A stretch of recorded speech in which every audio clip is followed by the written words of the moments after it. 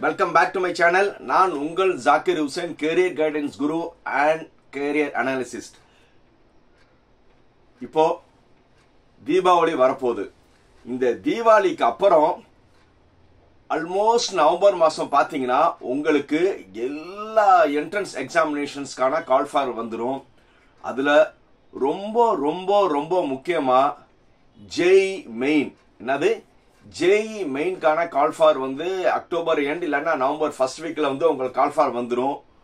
JE main யார் யார் வந்து இன்ஜினியரிங் படிக்கணும், அதுவும் டாப் இன்ஸ்டிடியூஷன்ல படிக்கணும், யார் யார் நம்பிக்கை வச்சிருக்கீங்களோ அவங்களுக்கு எல்லாத்துக்கும் டாப் இன்ஸ்டிடியூஷன் என்னன்னா ஐஐடி. எல்லாத்தோட கனவு வந்து நான் ஐஐடியில படிக்கணும். அடுத்தது வந்து NIT, national institute of technology. அடுத்தது வந்து IIIT, அதுக்கப்புறம் வந்து CFTA. இந்த மாதிரி வந்து சென்ட்ரல் கவர்மெண்ட் நடத்துகிற டாப் இன்ஸ்டிடியூஷன்ல படிக்கிறது தான் எல்லாத்தோட கனவு. அந்த எல்லாத்தோட கனவுக்கு பேசிக் எக்ஸாமினேஷன் என்னன்னா ஃபர்ஸ்ட் எக்ஸாமினேஷன் ஜேஇ மெயின். அந்த ஜேஇ மெயின் எக்ஸாமினேஷன் தான் வந்து நீங்க டாப் இன்ஸ்டிடியூஷன்ல சேர்றதுக்கான பேசிக் எக்ஸாமினேஷன். இதுல ரெண்டு வகை எக்ஸாமினேஷன் இருக்கு. ஜேஇல ரெண்டு இருக்கு. ஒன்னு ஜேஇ மெயின், இன்னொன்னு வந்து ஜேஇ அட்வான்ஸ்டு. ஜேஇ மெயின்னா வந்து நீங்க வந்து என்ஐடி, IIIT, CFTA இந்த மாதிரி இன்ஸ்டிடியூஷன்ல சேர்றதுக்கெல்லாம் வந்து உங்களுடைய ஜேஇ மெயினோட மார்க் மட்டும் தான் பார்ப்பாங்க.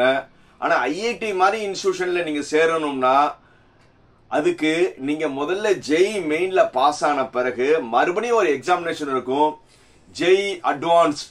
அந்த ஜேஇ அட்வான்ஸ் எக்ஸாமினேஷன்ல கிளியர் ஆனாதான் நீங்க வந்து எதுல சேர முடியும்னா ஐஐடியில சேர முடியும்.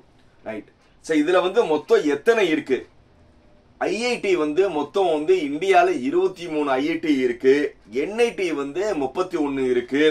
அதே மாதிரி IIIT வந்து 26 இருக்கு. CFTA வந்து ஒரு 47 இருக்கு.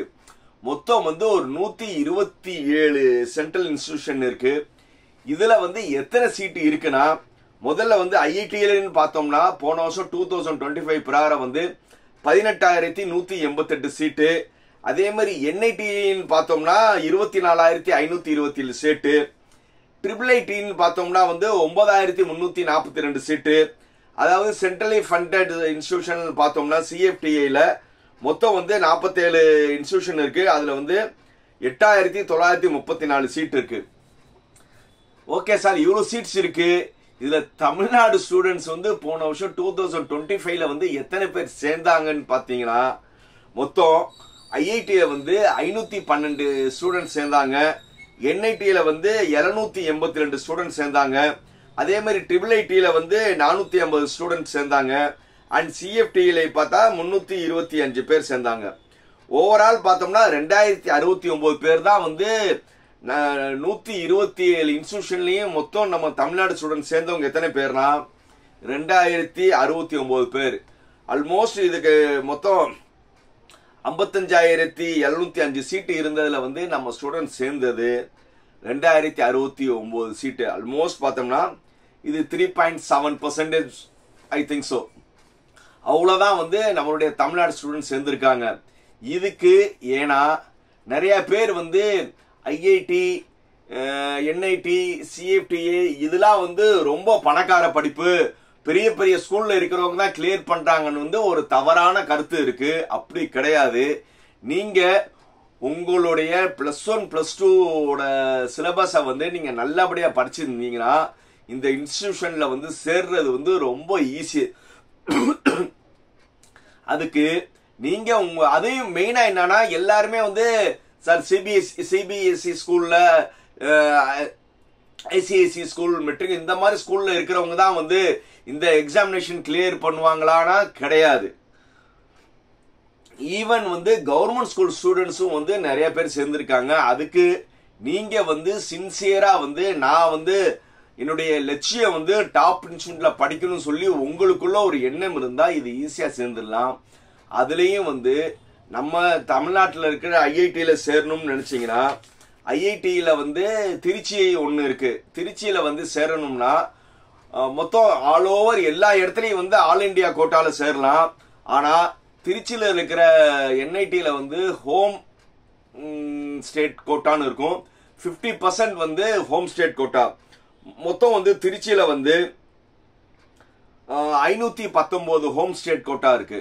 ஸோ 519 ஹோம் ஸ்டேட் கோட்டாவில் வந்து நீங்க ஈஸியா இது பண்ணலாம். அதுக்கு என்ன தேவைன்னா, நீங்க ஜேஇ மெயின்ல வந்து நீங்க நல்ல மார்க் எடுக்கணும்.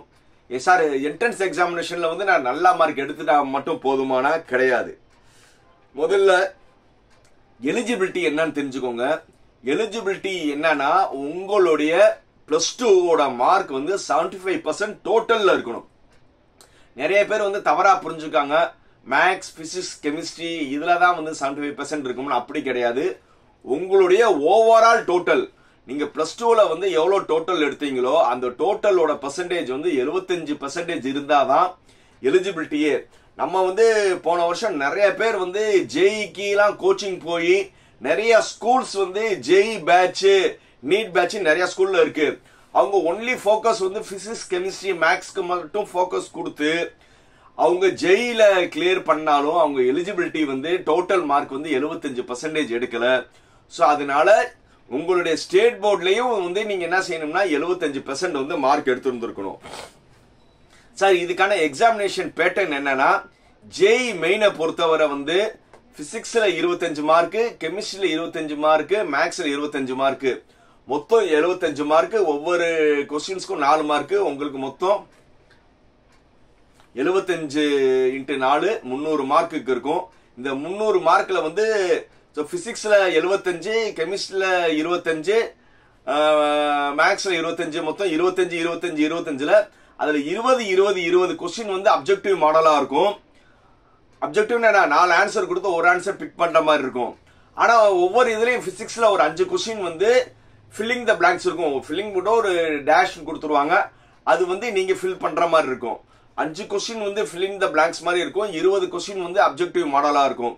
பிசிக்ஸ்லயும் அதான், கெமிஸ்ட்ரிலயும் அதான், அண்ட் மேக்ஸ்லயும் அதான். இதுல வந்து நெகட்டிவ் மார்க் இருக்கு, 1 மார்க் வந்து நெகட்டிவ் மார்க். ஸோ இதையும் வந்து நீங்க மைண்ட்ல வச்சுக்கோங்க. ரைட் சார், இது வந்து எப்ப சார் நடக்கும்னா, ஜேஇ மெயின் வந்து வருஷத்துக்கு 2 தடவை நடக்கும்.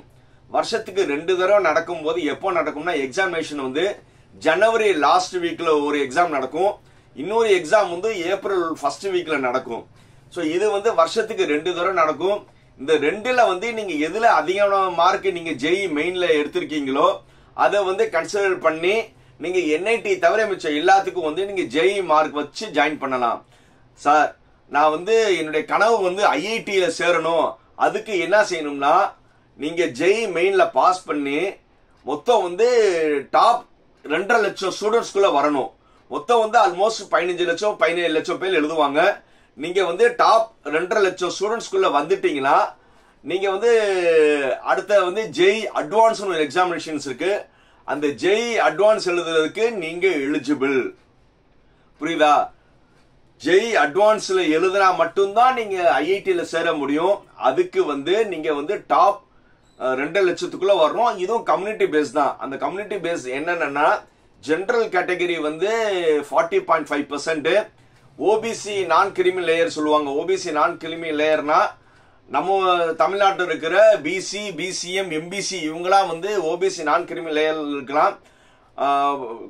பெட்ரோல்களின் ஆண்டு வருமானம் வந்து 8 லட்ச ரூபாக்குள்ள இருக்கணும். 8 லட்ச ரூபாக்குள்ள இருக்கணும்னா எல்லாருமே தவறா நினைச்சிட்டு இருக்காங்க. இதுக்கான பிரத்யேக ஒரு வீடியோ போட்டிருக்கேன், அதை நீங்க பாருங்க. 8 லட்ச ரூபானா உங்க சேலரியில வர்ற இன்கம் சேர்க்க மாட்டாங்க. அக்ரிகல்ச்சர் விவசாயத்துல வர்ற இன்கம் கனெக்ட் பண்ண மாட்டாங்க. நீங்க பிசினஸ் பண்ணி லாபம் வந்து 8 லட்ச ரூபாய்க்கு மேல இருந்தாதான் உங்களுக்கு ஓபிசி என்சிஎல் கிடைக்காது. மிச்சம் எல்லாருமே வந்து நீங்க ஓபிசி என்சிஎல் பண்ணிக்கலாம். இது நிறைய பேத்துக்கு தெரியல. என்னுடைய ப்ரீவியஸ் வீடியோ போய் பாருங்க. முடிஞ்சா வந்து டிஸ்கிரிப்ஷன்ல வந்து அந்த வீடியோட லிங்க் வைக்கிறேன், அதை பாருங்க, உங்களுக்கு டீட்டெயிலா புரியும். ரைட், இப்போ அடுத்தது சார், இதுக்கு வந்து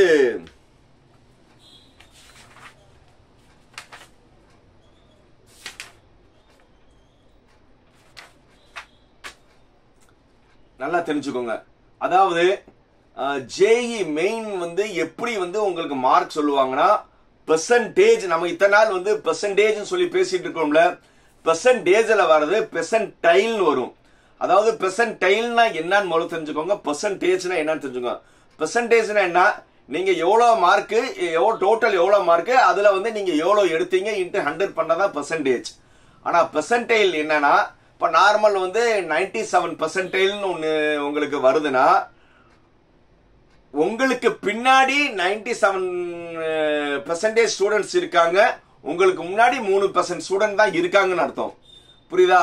பெர்சன்டைல் வந்து சிம்பிளா வந்து நீங்க 98% உங்களுக்கு வந்துக்குன்னா நீங்க எந்த இடத்துல இருக்கீங்க அது பேர் தான் பெர்சன்டைல்.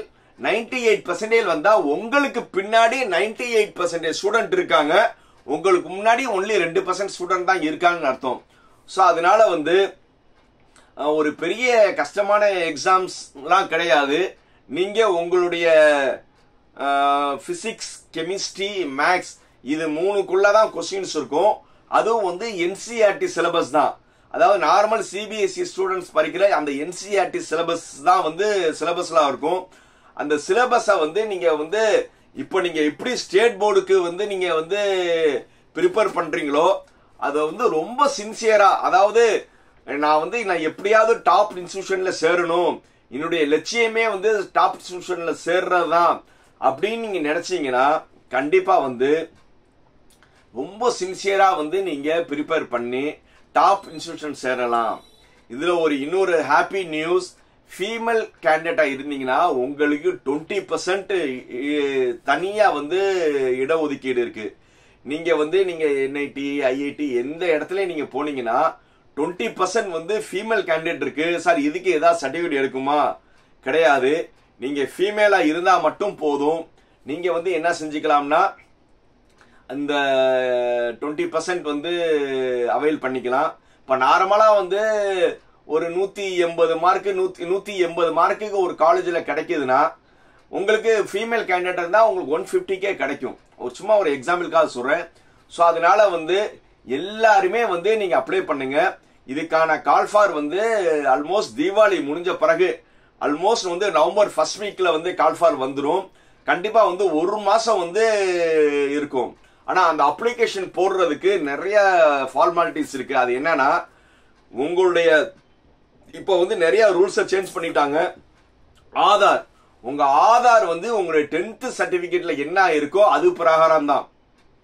என் பேர் ஜாக்கிர் ஹுசேன், என்னுடைய இனிஷியல் வந்து எம்எஸ், ஜாக்கிர் ஹுசேன் எம்எஸ்னு வந்து எனக்கு +2 10th சர்டிபிகேட்ல இருந்தா உங்களுடைய ஆதார் வந்து ஆதார்ல வந்து ஜாக்கிர் ஹுசேன் மட்டும் இருக்கலாம், ஜாக்கிர் ஹுசேன் எம்னு இருக்கலாம், ஜாக்கிர் ஹுசேன் எம்எஸ்னு இருக்கலாம், ஜாக்கிர் ஹுசேன் அப்பா பேர் ஃபுல்லா முகமது ஷெரீஃப்னு சொல்லி இருக்கலாம். இது எல்லாமே வந்து நீங்க என்ன செய்யணும்னா இப்ப வந்து நீங்க அப்ளிகேஷன் ஆதார் மாத்திருங்க, ஜாக்கிர் ஹுசேன் எம்எஸ். இல்ல உங்களுடைய 10th சர்டிபிகேட்ல வந்து அப்பா பேரு பின்னாடி இருந்தா அது பிரகாரம் வந்து நீங்க ஆதார மெயின்டைன் பண்ணிக்கோங்க. இதுதான் வந்து மெயின். இது வந்து இப்பவே நீங்க மாத்தி வச்சுக்கோங்க.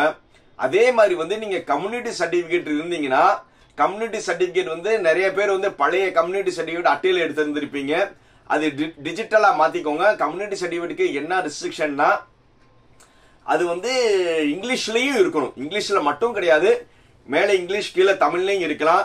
இங்கிலீஷ் அண்ட் தமிழ்ல இருக்கணும். மெயின்லி வந்து டிஜிட்டலி வந்து நீங்க வந்து கம்யூனிட்டி சர்டிபிகேட் எடுத்து வச்சுக்கோங்க.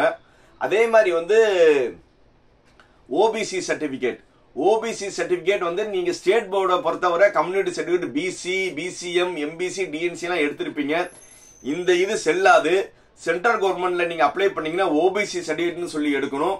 அந்த ஓபிசி சர்டிபிகேட்டுக்கும் உங்களுடைய பழைய கம்யூனிட்டி சர்டிபிகேட்டும் உங்களுடைய பேரண்ட்ஸோட இன்கம் சர்டிபிகேட் எடுத்துட்டு நீங்க இசேவை மையத்தில் அப்ளை பண்ணீங்கன்னா உங்களுக்கு வந்து ஓபிசி சர்டிபிகேட் கொடுத்துருவாங்க.